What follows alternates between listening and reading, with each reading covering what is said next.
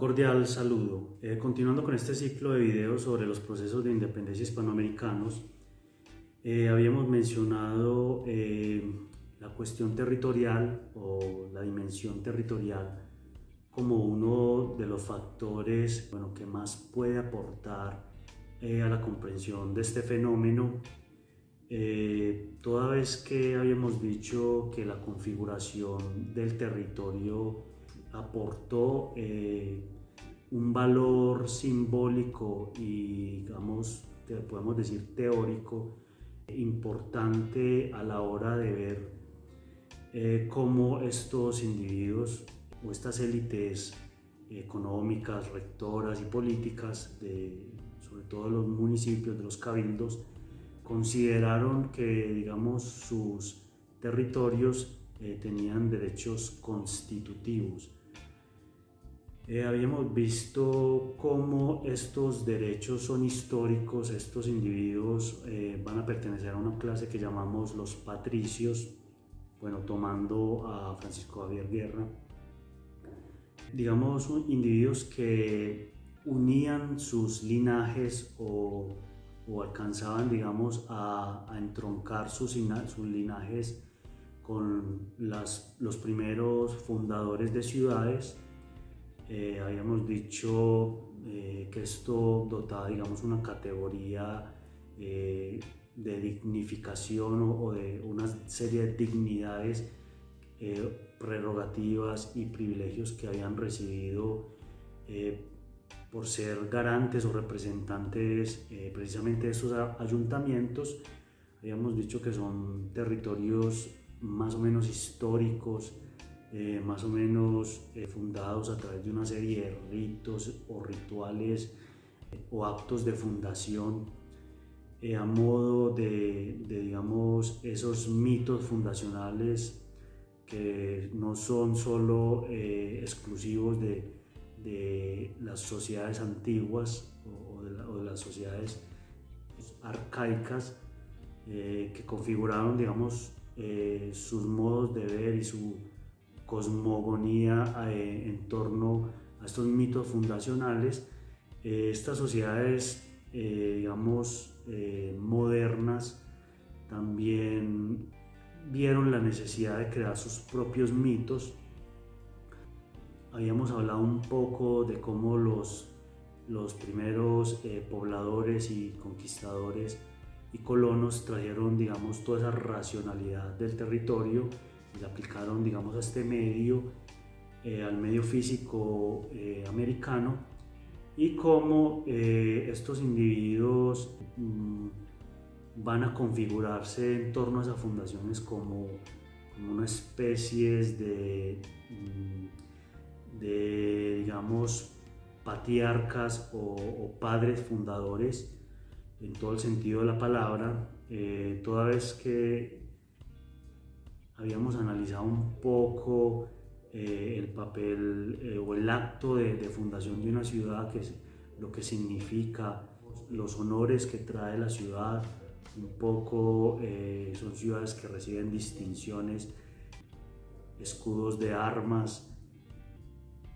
o sea, en torno a las cuales se va creando, digamos, o se va configurando esas patrias de las que habíamos hablado, muchas veces patrias chicas, muchas veces tan pequeñas como un municipio, como un ayuntamiento, pero, como les digo, que habían recibido esos privilegios desde el mismo acto de fundación. Todo acto de fundación va precedido de unos rituales, de una, digamos, una dignificación. Ese acto, por ejemplo, de las primeras ciudades americanas, de clavar una especie de tronco y, digamos, con la espada hacerle unos cortes en simbología digamos, a esa picota donde se va a ejercer la justicia real, donde, digamos, se establecen las primeras autoridades, los primeros regidores, los primeros alcaldes, es decir, donde se conforma, digamos, el aparato administrativo y que imparte justicia en nombre del rey en estos ayuntamientos. También van a ser estos centros donde se configure, por ejemplo, la repartición de solares, quiénes son esas familias distinguidas que van a recibir los primeros solares en las primeras manzanas, en ese sistema de cuadrícula de fundación de ciudades que se trajo a América, ya consignado por ejemplo en las partidas de Alfonso el Sabio, y que bueno, pasó digamos por procesos de racionalización y que fue traído a América para un poco configurar a modo de una extensión de Castilla o del Reino de Castilla las ciudades americanas, ¿cierto? Que van a ser una especie híbrida entre digamos la racionalidad europea y el medio físico americano. También habíamos visto que lo étnico había sido muy importante, todos esos vínculos o ese proceso de miscigenación, de mestizaje que ocurrió. Entonces las ciudades americanas van a ser muy particulares. Y bien, cómo estos padres fundadores de ciudades reciben, digamos, todas estas prerrogativas y privilegios del soberano, y también en parte de la justicia también divina. Entonces por eso también lo eclesiástico o la iglesia va, digamos, va a acompañar este proceso de fundación. Lo divino también hace parte de todos estos rituales. Por supuesto, la impartición, digamos, de la bendición, digamos, el beneplácito del cura párroco, la señal de la cruz para invocar, digamos, no solo el poder real, sino también el poder divino. Entonces, observamos cómo, digamos, toda esta simbología, toda esta mitología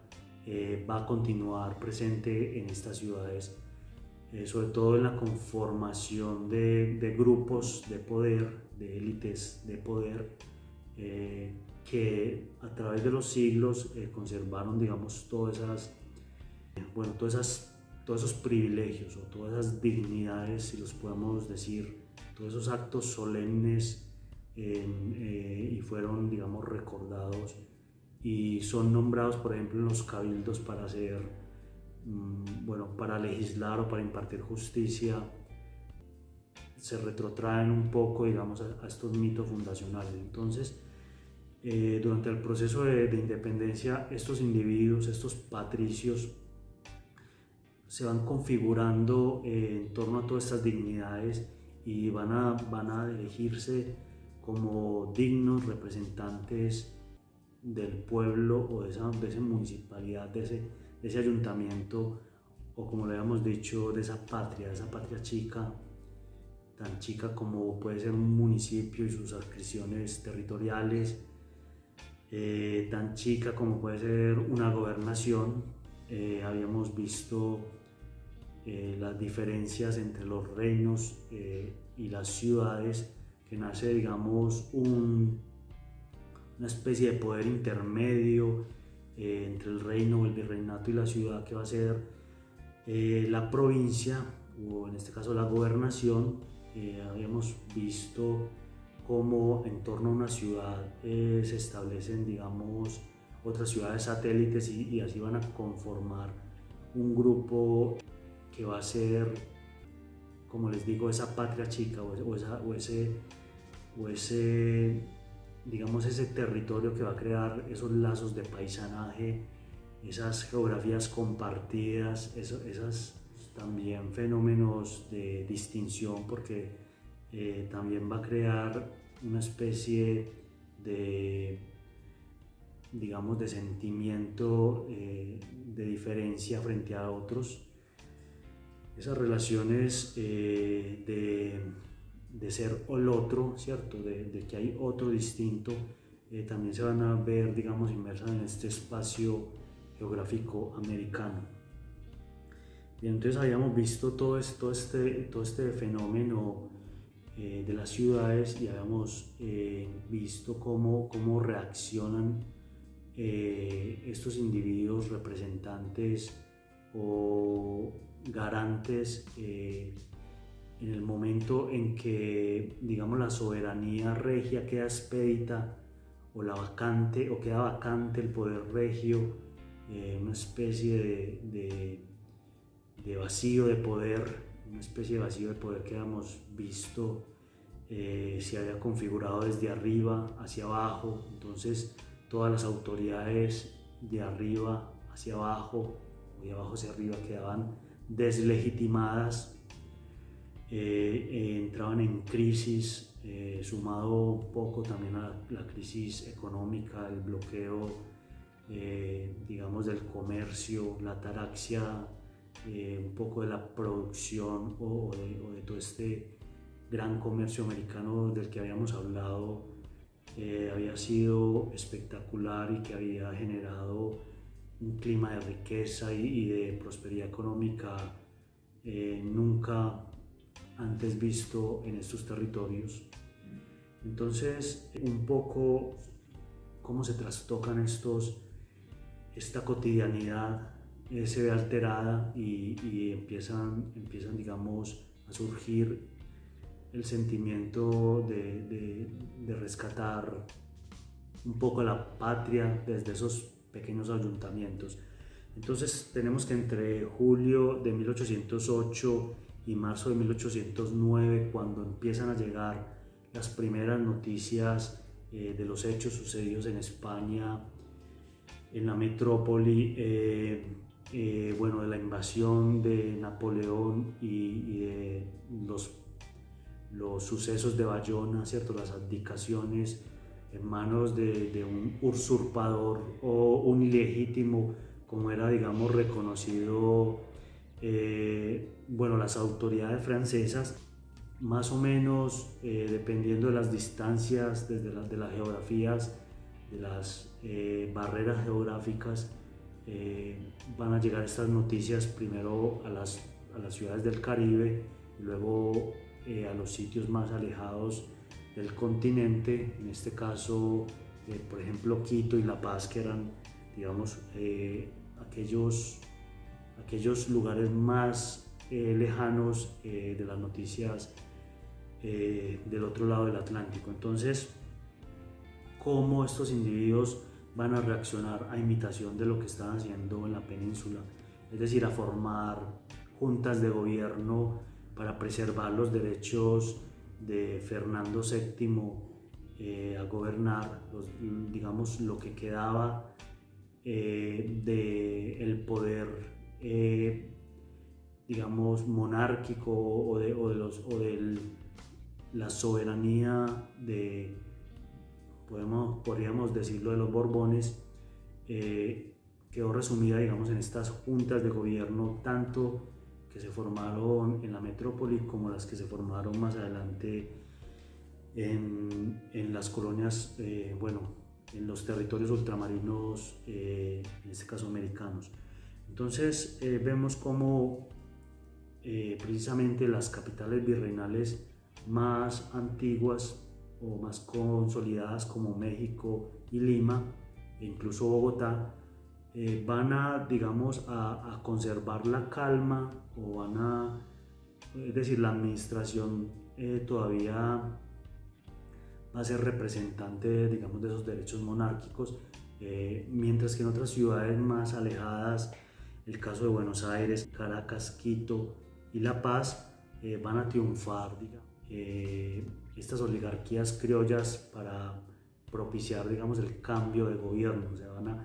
van a exigir la formación de cabildos abiertos para reemplazar las autoridades, bueno, como les digo, que estaban deslegitimadas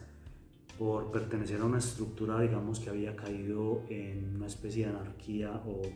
de vacío de poder.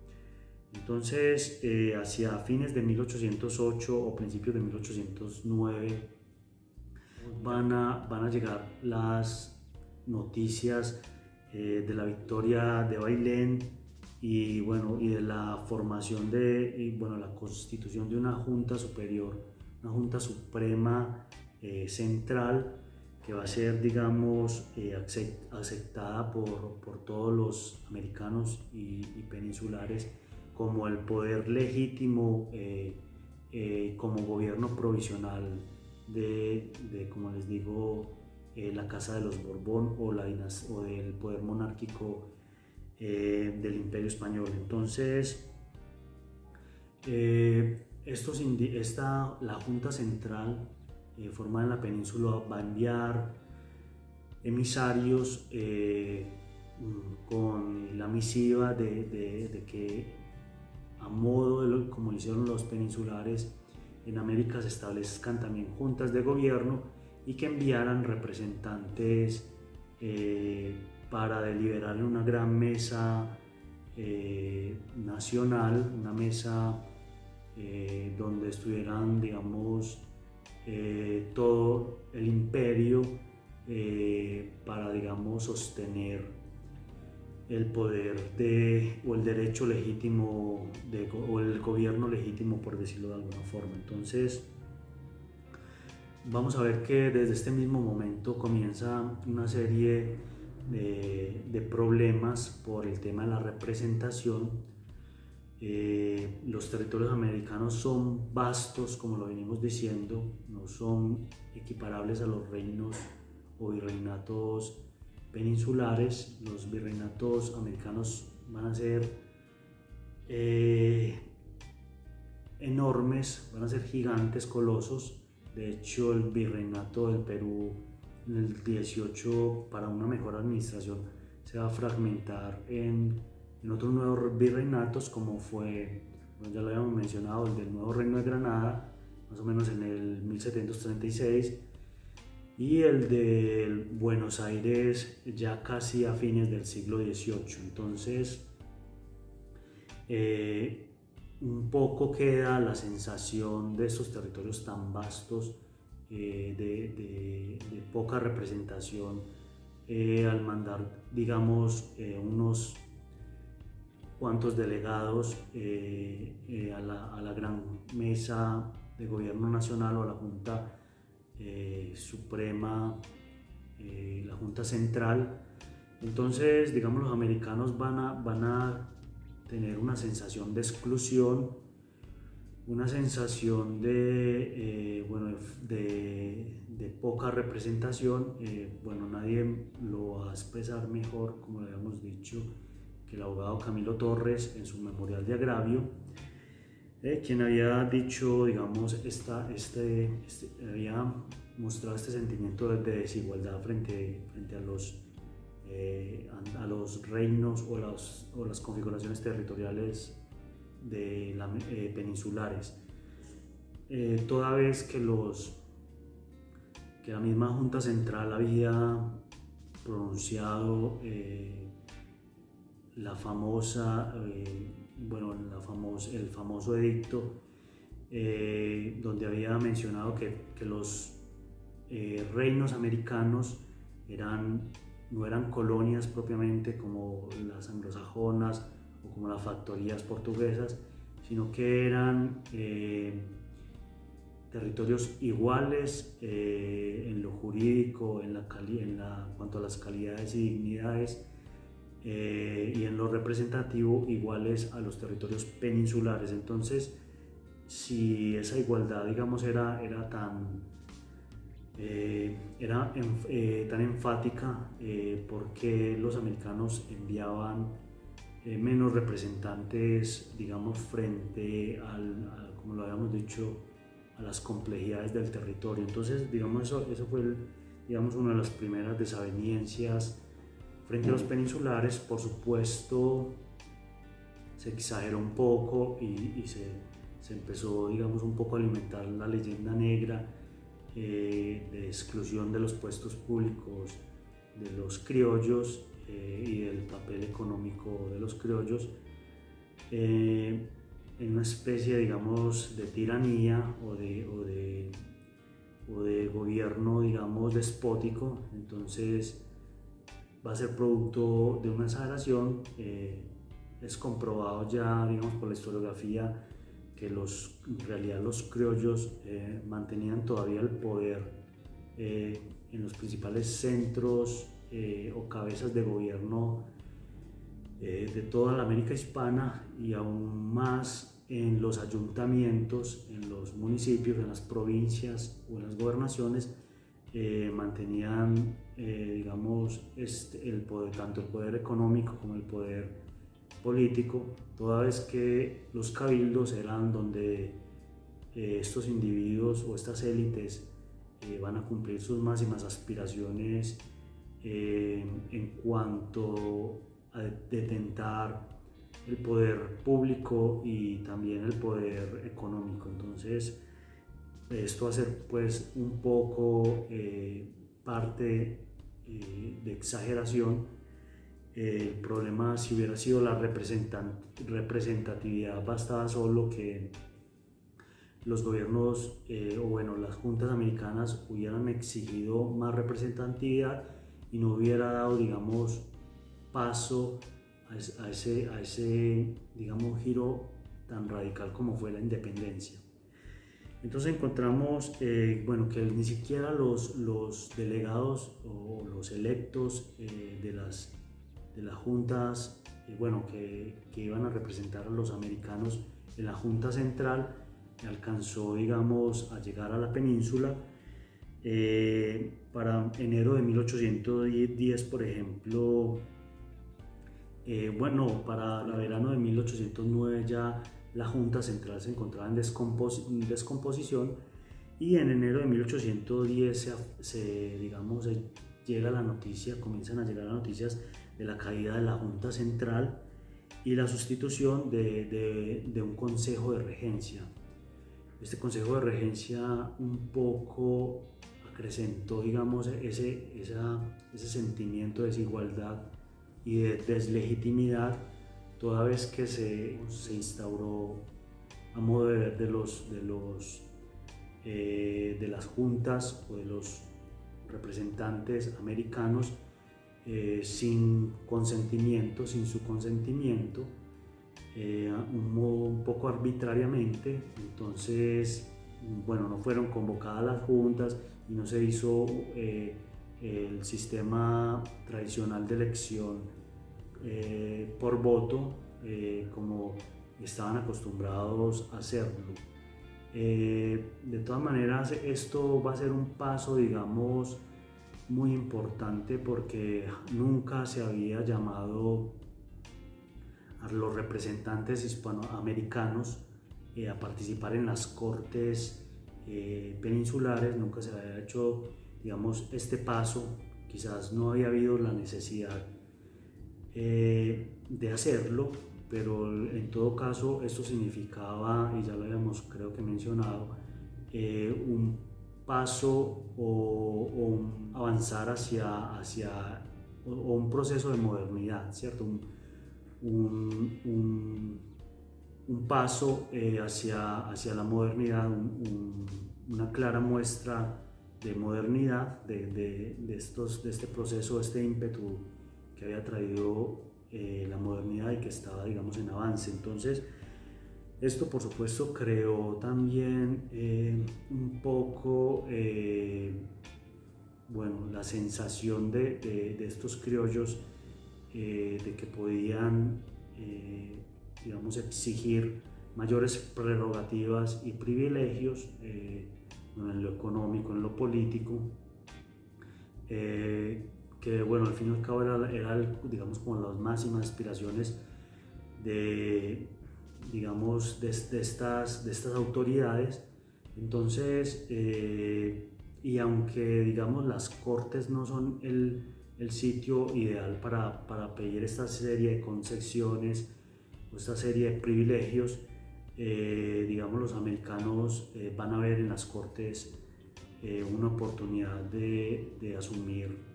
una mayor autonomía de la que ya tenían. Entonces esto va a ser, como les digo, un paso muy importante hacia la modernidad, hacia el proceso de modernidad. Entonces Bien, bueno, entonces el sistema de regencia empieza a convocar a cortes extraordinarias, bueno, para ejercer este sistema electoral. Un poco al revés, primero debieron haber convocado a las cortes antes de elegirse como regentes, como representantes del gobierno. Un poco, como ya les había dicho, excluyendo a los ayuntamientos o a los cabildos o a las juntas que se habían formado en toda Hispanoamérica. Entonces esto, digamos, también va a crear una sensación de desigualdad y digamos, de desequilibrio frente a los peninsulares, toda vez que se convocó solo un tercio de representantes, y ya habíamos dicho pues que los territorios americanos exigían digamos una paridad frente a su complejidad y a su extenso territorio, entonces, y a su número de habitantes, por supuesto. Bien, entonces esto va a crear, todo este sistema de regencia va a crear una segunda crisis, una nueva situación de deslegitimidad que se va a ver en una especie de movimiento de juntas, otro nuevo movimiento de juntas, y digamos que va, digamos, a marcar los pasos, por decirlo de alguna forma, y los giros dentro de este proceso de independencia que fue largo, complejo, bueno, que no se puede simplificar, digamos, o mirar de una manera teleológica, o sea, el fin que fue la independencia, desde un inicio no se planteó ese como fin, digamos, este fue la situación más radical y más anormal que se pudo haber presentado. Entonces, bien, esto generó por supuesto una eclosión de soberanías que se ven especialmente en el norte de Sudamérica. Estamos hablando de lo que conformaba el virreinato de la Nueva Granada, incluyendo, digamos, la capitanía de Caracas o de Venezuela y la audiencia de Quito, y bueno, las tres provincias de Quito, Cuenca, Guayaquil y Quito, y bueno, y todas las provincias de la capitanía. Entonces va a haber esta situación de deslegitimidad, lo que va a crear es una eclosión de soberanías, un clima de polarización, digamos que tiene un poco que ver con estos primeros ensayos de modernidad, ¿cierto? De corrientes que ya venían de otras latitudes como bueno, la Francia revolucionaria, o como ya lo hemos mencionado en videos pasados, desde Estados Unidos, ¿cierto? Vienen estos primeros ensayos de modernidad, bueno, se ven un poco bajo este influjo, y cómo, digamos, esta situación de legitimidad va a presentar en primer lugar la necesidad de organización en los territorios hispanoamericanos para evitar, digamos, el colapso total, bueno, de su economía, de la administración. Pensemos, por ejemplo, de una administración en situación de deslegitimidad, como, bueno, por ejemplo, esto colapsa el flujo normal de las cosas, por ejemplo, desde el que firma un edicto, un decreto o bueno, las autoridades o la administración se ven en deslegitimidad. Entonces, como les digo, esto va a ser desde la administración menor, desde el ayuntamiento, hasta, digamos, hasta arriba, hasta los virreyes, todas estas, digamos, todas estas instituciones, las instituciones entran también en caos, en crisis.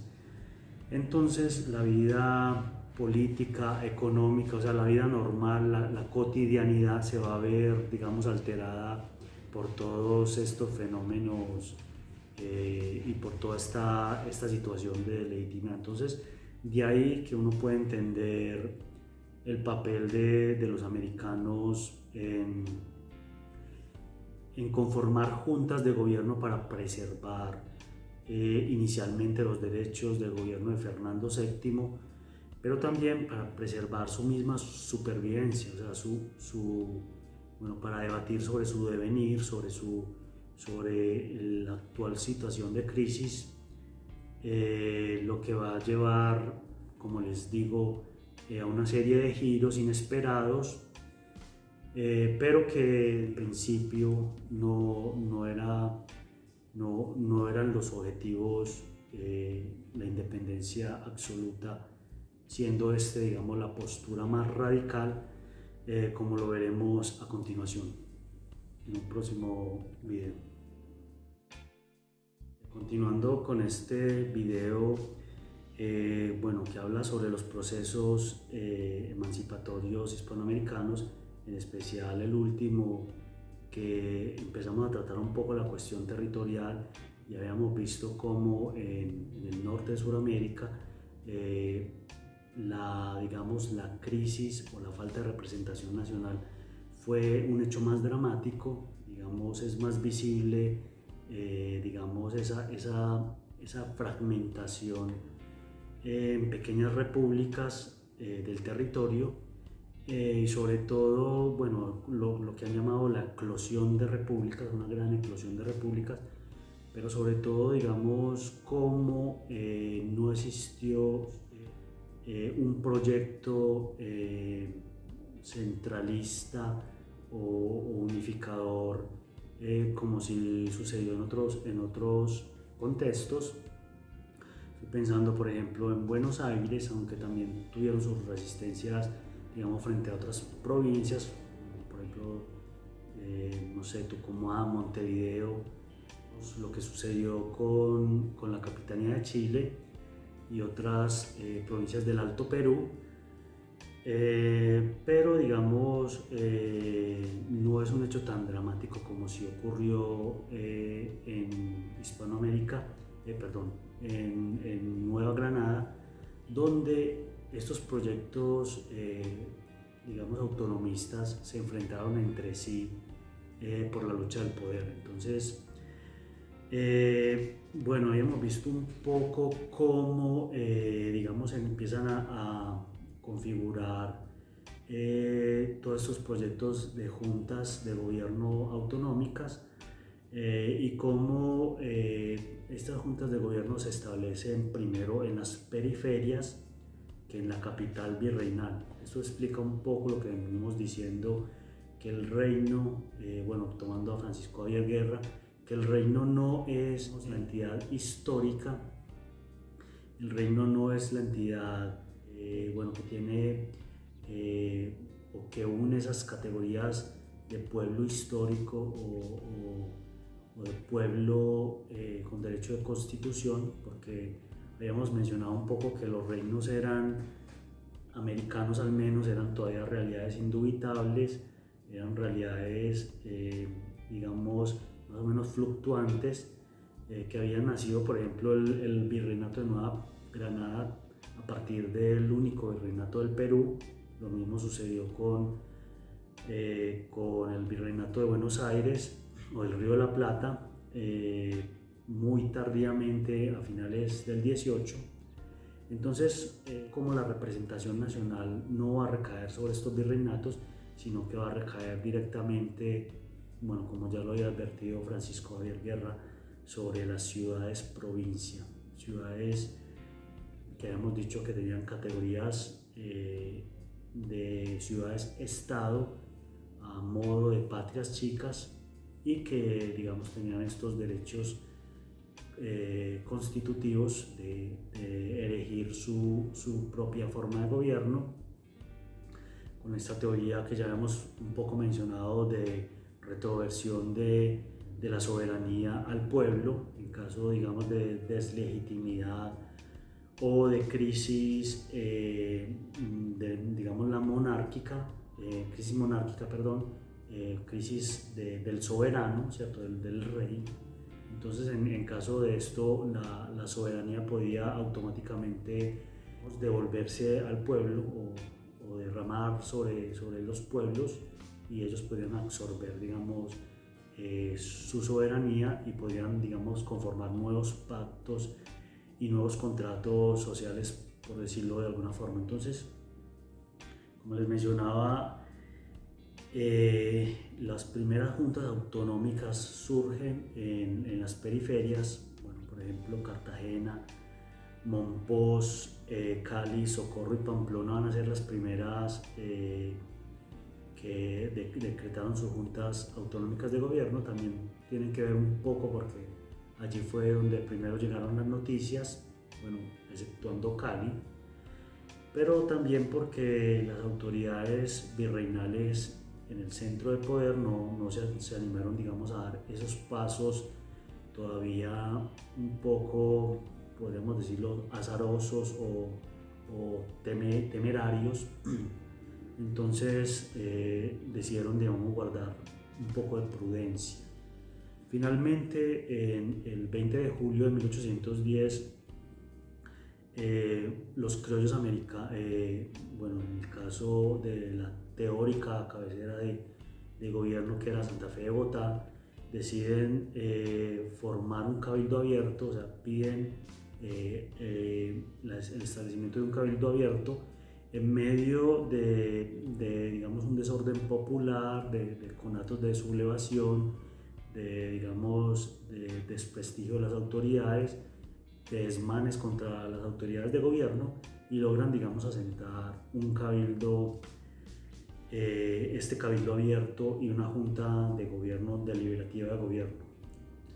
Bien, en diciembre de 1810 convocan, digamos, a un primer congreso de representación nacional, pero es marcada la apatía, digamos, de las provincias a formar este gobierno. Solo asisten representantes de las provincias de Antioquia, Cartagena, Casanare, Pamplona, Popayán y Tunja. El resto, digamos, no asiste, ya sea por haberse puesto del lado de la regencia, o por, digamos, construir su proyecto autonómico a espaldas, como les veníamos diciendo en videos pasados, de ese poder, digamos, administrativo teórico, o sea, la teórica cabecera de gobierno, solo por desligarse, digamos, de ese intermedio de gobierno y asumir su propia soberanía. Digamos, crearon esta especie de apatía. Como les digo, dentro de estos tres territorios que tomamos, bueno, el virreinato, la audiencia de Quito y la capitanía, el virreinato de Nueva Granada, o sea, el centro del poder virreinal, va a ser el más dramático, porque, digamos, se van a ver más esas diferencias entre las ciudades provincia, van a ser más marcadas, e incluso va a derivar, como les decía, en un conflicto bélico entre provincias por la forma de organización del gobierno. Bien, entonces el estado de Cundinamarca, cuya capital es Santa Fe de Bogotá, como les vengo reiterando, centro del poder virreinal, antes había sido también capital de audiencia. Entonces era larga su trayectoria de contemplar, digamos, esa centralidad política. Sin embargo, los territorios que, digamos, que se unieron a este nuevo virreinato cuando los Borbones deciden crear el virreinato de Nueva Granada a partir del de Perú, eran territorios ya muy diversos que pertenecían, digamos, a distintas audiencias. Por ejemplo, Popayán fue muy ligado a la audiencia de Quito. Geográficamente, Popayán se extendía casi hasta Panamá, hasta, digamos, Antioquia había sido un territorio, por ejemplo, escindido de Popayán. Bueno, también estaba, por ejemplo, Cartagena, que en determinados momentos dependió de la audiencia de Santo Domingo. La misma Venezuela, Caracas también había dependido, digamos, de otras audiencias. Un poco Panamá también se ha configurado pues,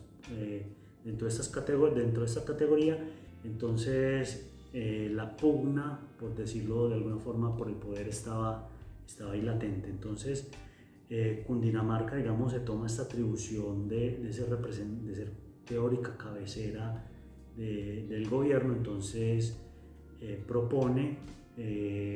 digamos, formar un gobierno de unidad nacional y que el resto de las provincias envíen representantes.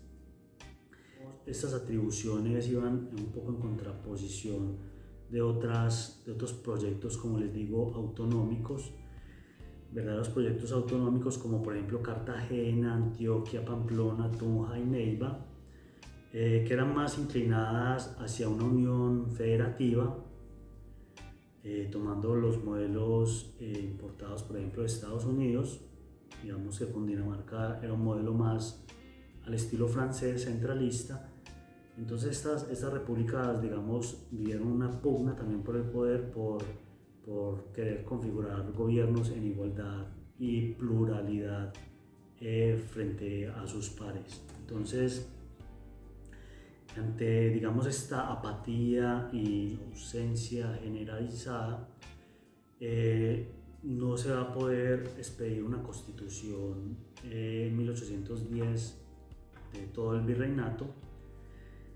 Entonces, digamos, van a proliferar, digamos, autogobiernos que van a mostrar un claro déficit de representación nacional y esta fragmentación regional de la que venimos un poco hablando en defensa de las autonomías. Listo, entonces, de momento, digamos, recogiendo un poco todo lo que hemos hablado, tenemos tres tipos de formas o de sistemas de gobiernos, incluso enfrentados entre sí, curiosamente. El primero lo podríamos llamar el que estaba supeditado al Consejo de Regencia, o sea, todas aquellas provincias que todavía se habían, digamos, adherido al Consejo de Regencia y lo habían aceptado como el legítimo representante de preservar los derechos de gobierno de la dinastía Borbón. La segunda va a ser de tipo liberal republicana, que va, digamos, a pretender que su organización política y jurídica del Estado esté conformado, como le hemos dicho, por el modelo francés centralista. Y la otra va a ser el sistema republicano liberal federal, de tipo federal, implementado en la década de 1770 por los Estados Unidos de Norteamérica. Todas esas ideas, digamos, importadas se van a traer y, digamos, va a haber un enfrentamiento militar, como les digo, entre estas tres corrientes, unas especies de guerras intestinas, por ejemplo, entre los leales al Consejo de Regencia contra aquellos que habían, digamos, cimentado sus proyectos autonomistas, y entre estas últimas por el sistema de gobierno, o sea, ya fuera federal o ya fuera centralista. Digamos, hubieron una serie de enfrentamientos por, digamos, el sistema de gobierno del Estado. Bien, entonces, estas guerras, por ejemplo, en el Caribe neogranadino, van a ser protagonizadas por Santa Marta y Riohacha, quienes, digamos, para desligarse un poco de su cabecera teórica de gobierno, que era Cartagena, se van a declarar fieles al sistema de regencia, al Consejo de Regencia. Entonces van a digamos, hacer una especie de coalición militar contra Cartagena. Bien, por el sur también Popayán, Pasto, bueno, las tres provincias de Quito, Quito, Guayaquil y Cuenca también van a, digamos, bueno, va a ser un territorio dominado, digamos, por el sistema de regencia. Entonces también van a plantear, digamos, un reto frente al resto de repúblicas que se declararon en sus proyectos autonómicos. Entonces la situación fue aún más dramática cuando, por ejemplo, las villas menores o las ciudades menores,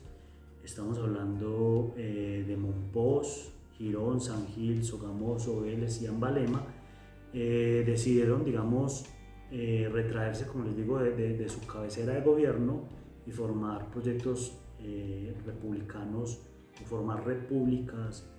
independientes, en una especie de estados independientes, de pequeños estados independientes. Por ejemplo, Mompox, para desligarse también de Cartagena, funda su propio estado independiente. Entonces esto lo va a llamar Restrepo, el historiador de los primeros contemporáneos de los hechos de la independencia, lo va a llamar las repúblicas miserables, digamos, entendiendo el término miserable como pequeño, como pequeñas republiquitas fundadas un poco a expensas de esos grandes centros administrativos, para conservar, digamos, su autonomía, sus derechos constitutivos o históricos, como venimos hablando. Entonces, esto va a ser un gran clima de polarización por el influjo, digamos, de estas corrientes internacionales que habíamos dicho, de Francia y Estados Unidos. Va a crear una serie de guerras que van a ser en última instancia los primeros ensayos de modernidad política, cuando, digamos, se pretende, por ejemplo, la federación entre gobiernos libres e iguales, para así, digamos, evitar el retroceso de la soberanía y evitar un retroceso también en ese primer periodo constitucional o esa primera etapa constitucional, bueno, que se presentó en estas repúblicas autonómicas. Bien, el segundo fue presentado por, digamos, las ciudades de cabeza de gobierno que venimos hablando. Su propósito era obviamente conservar aquellos privilegios, aquella centralidad política recibida, como le digo, en el caso del virreinato, o bueno, en la ciudad de Santa Fe, desde que era una audiencia, o en el caso de la audiencia de Quito, o en el caso de Caracas. Vamos a ver cómo jalonan todos esos procesos. Entonces, bueno, por eso esto es lo que los hace a ellas proclamarse, digamos, como supremas representantes del gobierno. Entonces, con claras intenciones de formar un gobierno de representación nacional, y, como les digo, que entran un poco en choque contra estas otras pequeñas repúblicas. Bien, a este punto quisiera tomar a Anthony McFarlane, que nos cuenta un poco el fenómeno, o nos lo resume un poco, afirmando: pareció como si el escenario estuviera listo para que un nuevo gobierno central ocupara la posición dejada vacante por el virrey. Está hablando de los sucesos de 1810. Y continúo: sin embargo, resultaría mucho más difícil construir un nuevo orden político que derrocara el antiguo, puesto que el vacío de poder dejado por el colapso del gobierno español fue llenado no por uno, sino por varios gobiernos autoproclamados. Como les digo, a modo de pequeñas repúblicas o repúblicas miserables, como fueron llamadas por Restrepo, mostraron, digamos, ese grado de desunión y fragmentación territorial del virreinato. Entonces, en esta misma línea, tomando a Clement Ibao, encontramos, afirma lo siguiente: la cefalia monárquica llevó a la atomización de la soberanía en una majestuosa implosión, distribuida entre ciudades provincias autónomas entre sí. Mompox, por ejemplo, declaró su independencia absoluta el 3 de agosto de 1810 para librarse de la preeminencia de Cartagena. La siguiente, Santa Marta, Chocó, Neiva, Mariquita, Casanare y Tunja, incluso Girón, en el Santander, pretendió establecer un gobierno particular y construir una república miserable. digamos, alusión a lo que ya nos había contado Restrepo. Bien, ahora tomando a Martínez Garnica, encontramos, digamos, este clima, digamos, de desunión nacional. Él nos cuenta, pues, lo siguiente: un neogranadino recordó a los lectores del Correo del Orinoco, entrega 61 de 1820, que de las 22 provincias que en 1810 integraban la jurisdicción del virreinato de la Nueva Granada, incluidas las tres de la Audiencia de Quito, solamente 11 habían integrado al Congreso de las Provincias Unidas de la Nueva Granada durante su corta existencia: Cartagena, Popayán, Antioquia, Chocó, Tunja, Neiva y Pamplona, que fueron las constituyentes; Socorro, que se integró en cuanto se separó del dominio de Cundinamarca; y las que se integraron por la fuerza de las armas: Santa Fe, Mariquita y Los Llanos, cuando las tropas del Congreso, encabezadas por un coronel caraqueño, entraron a la capital. Esto significa que, pese a la reunión de Cundinamarca y el Congreso, la mitad de las provincias se convirtieron en fortines del Consejo de Regencia, e incluso una de ellas, Panamá, en la nueva sede del virrey y de la Real Audiencia. Entonces vemos digamos, en su máxima magnitud, esta división de pequeñas soberanías. Como les digo, unas adscritas al Consejo de Regencia y otras enfrentadas entre sí por los modelos federal y centralista. Bien, el 27 de noviembre de 1811 se crea un segundo congreso republicano en la ciudad de Tunja, en el que asisten, digamos, las provincias, asisten algunas provincias, pero digamos el clima de apatía general es dramático. Entonces una buena parte de las provincias se retiran. Estamos hablando de los casos de Antioquia, Cartagena, Neiva y Tunja, y fundan, digamos, otro organismo de representación nacional, que fue la Federación de las Provincias Unidas de la Nueva Granada, para sentar un precedente entre estos territorios constituidos y para, digamos, sentar un precedente frente a Cundinamarca, que se había abrogado, digamos, los derechos de constitución nacional. Bien, las provincias, por ejemplo, de la Audiencia de Quito, de Santa Marta, Popayán, Panamá y Darién continuaban, digamos, fieles al sistema de regencia, y se vieron enfrascadas en una guerra contra la Federación. Como les digo, esta guerra fue, por ejemplo, en el caso de las provincias que se declararon autónomas, fue más dramática porque fue de doble vía. También se vieron enfrentadas las posturas del sistema de gobierno federal y central, y, digamos, se fueron a choques militares, como por ejemplo Cundinamarca, que se impone por las armas algunas de estas, digamos, provincias. Ya le habíamos mencionado que las provincias unidas se van a establecer en Tunja, y su presidente va a ser Camilo Torres, mientras que Cundinamarca va a propender por el Estado central y su presidente va a ser Antonio Nariño. Bien, a mediados de 1811, en algunas partes del territorio habían dado un paso más allá de declarar, como les digo, en el giro más radical que existió, la independencia absoluta de España. Entonces, esto había sido el caso, digamos, de Caracas, siguiendo un poco el ejemplo que ya había estado en el hemisferio latente. Estamos hablando de los casos de Estados Unidos y Haití, que habían demostrado que se podían, digamos, conformar repúblicas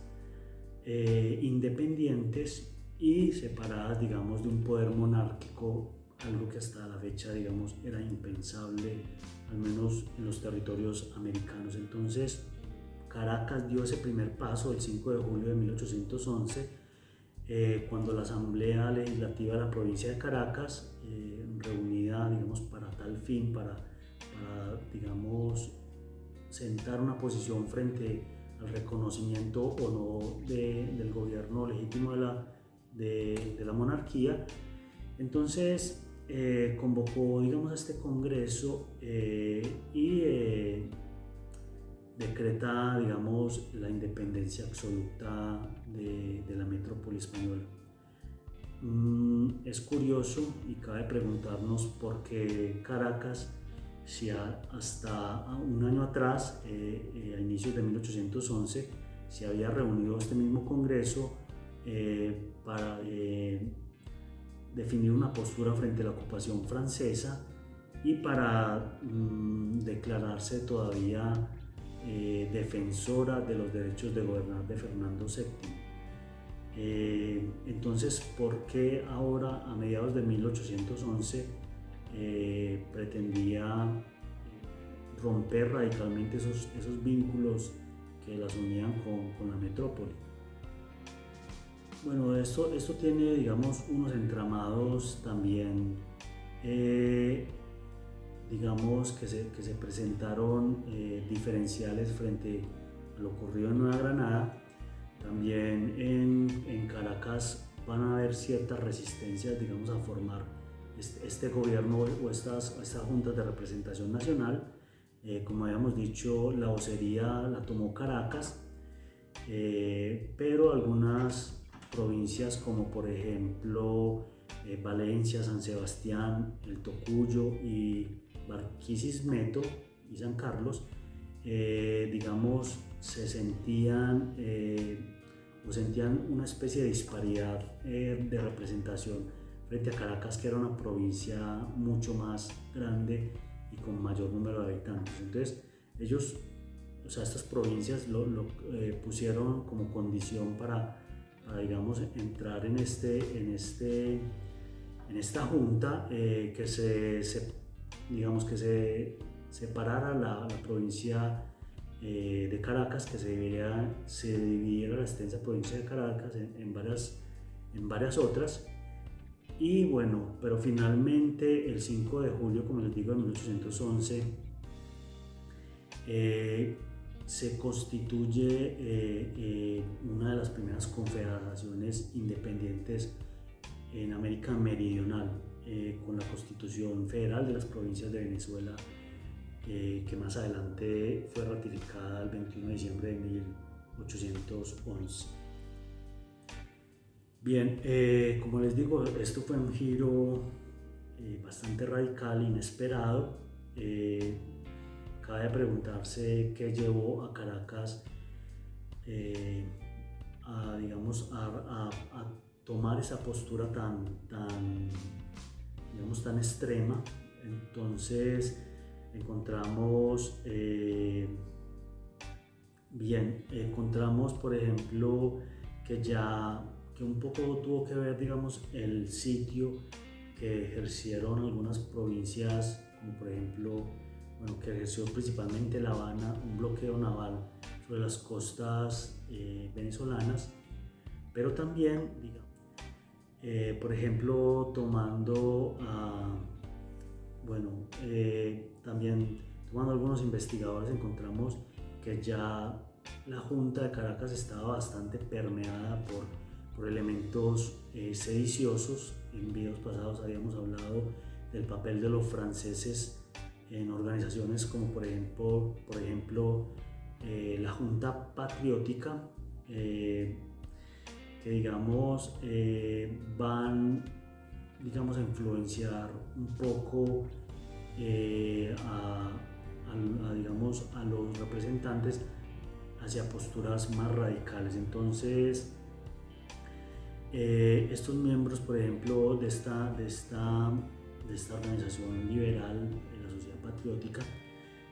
va a ser acusado como un club de pensamiento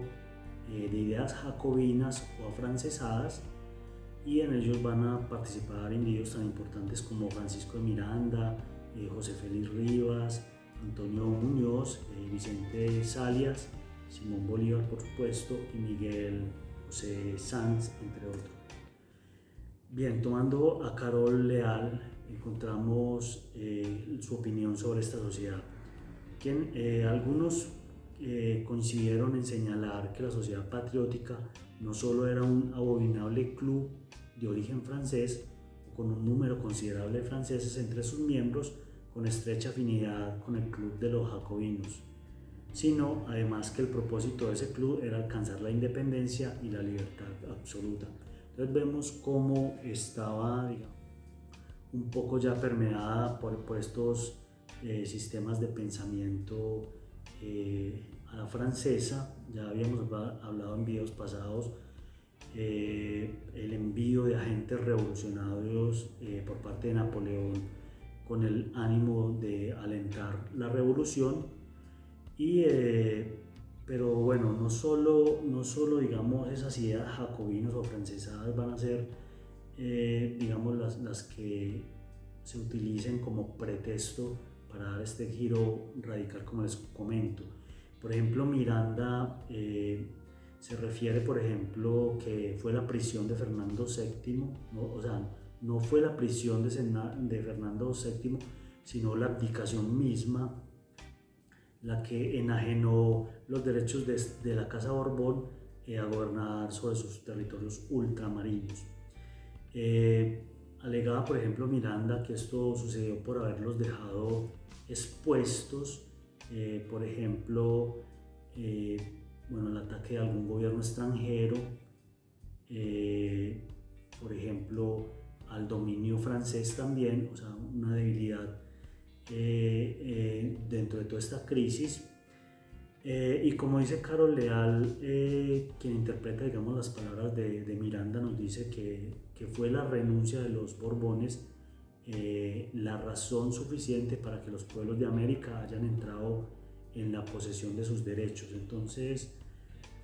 también vemos cómo, digamos, estas posturas radicales fueron también justificadas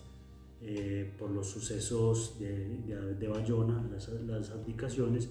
y también, no me canso de decirlo, esta primera independencia fue para garantizar una independencia también frente a Francia, como lo hizo la península. Las primeras luchas fueron frente al usurpador francés y no, digamos, fue la independencia absoluta de España el objetivo primero o principal que estas repúblicas pretendían.